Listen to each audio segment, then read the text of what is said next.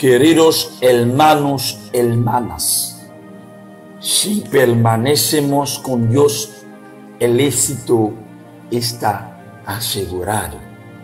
Si permanecemos con Dios, el éxito está asegurado.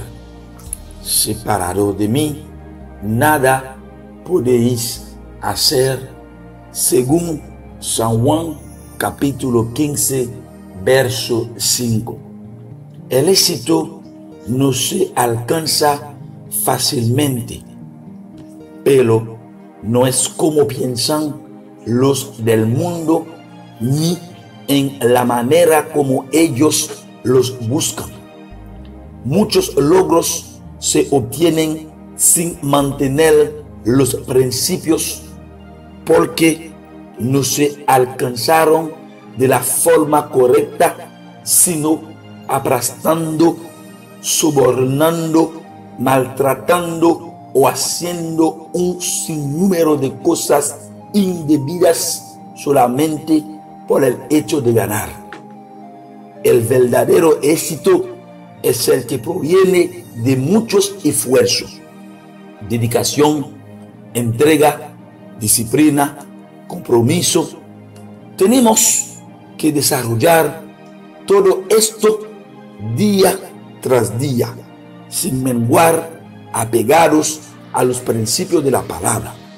Tengamos la certeza de que si permanecemos conectados con Dios, el éxito estará asegurado. Es necesario saber que solos no podemos lograrlo. De ser así, lo robaríamos la gloria a Dios, lo cual es imposible, pues cada meta que alcancemos ha sido y será por Él. En esto radica el ser una persona con éxito. Separados de Él, nada podemos hacer, dice su palabra.